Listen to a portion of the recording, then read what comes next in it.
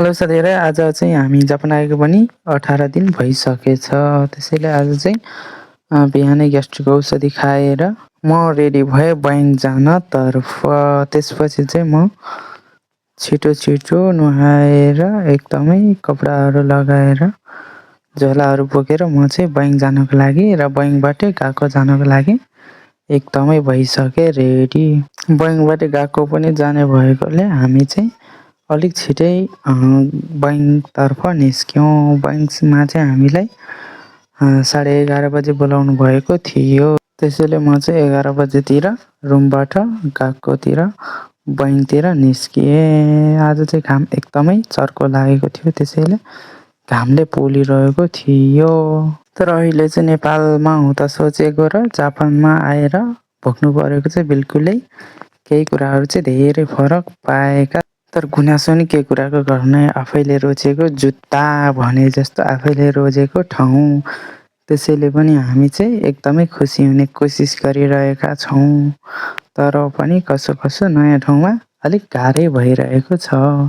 हाम्रो आजको चाहिँ प्लान भनेको सेन्पाई दाइहरूसँग बैङ्क खाता बनाएर त्यसपछि 1 बज्दै 4:30 बजीसम्म गएको पढेर त्यसपछि चाहिँ हामी जाँदैछौँ यामातोमा काम बुझ्नको लागि। आज 29 तारिक भएकोले गर्दाखेरि हेरौँ यामातोमा काम पाउँछ कि पाउँदैन, सिफ्ट मिल्छ कि मिल्दैन, त्यो कुरा त अब भरे गएपछि नै थाहा हुनेछ।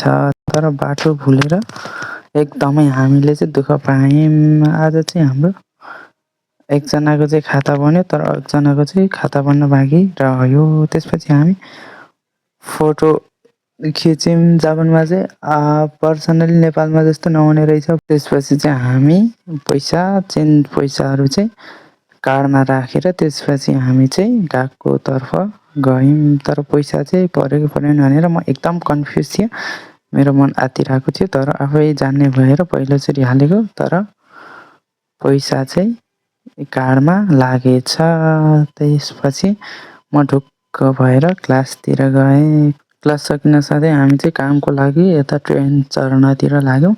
तर म चाहिँ फर्स्ट टाइम भएकोले पैसा कसरी पे गर्ने भन्ने थाहा नपाएर पुरै अत्तालिएर पहिल्यै कटिगएछ। त्यसपछि फेरि पे गरेर हामी चाहिँ गयौँ ट्रेनबाट काम बुझ्नको लागि। आज काम चाहिँ सिफ्ट चाहिँ पायो, तर अब भोलि 12 बजेदेखि 2 बजेसम्म कन्फर्मको लागि कल गर्ने भन्नुभएको छ। त्यसैले गर्दाखेरि चाहिँ अब हामी भोलिसम्म कुर्नुपर्ने हुन्छ। त्यसपछि हामी घर आयौँ। त्यसैले ओके, बाई बाई। अब नेक्स्ट पार्टमा चाहिँ तपाईँले काम पायो पाएन, केमा काम लाग्यो भन्ने कुरा थाहा पाउनुहुनेछ।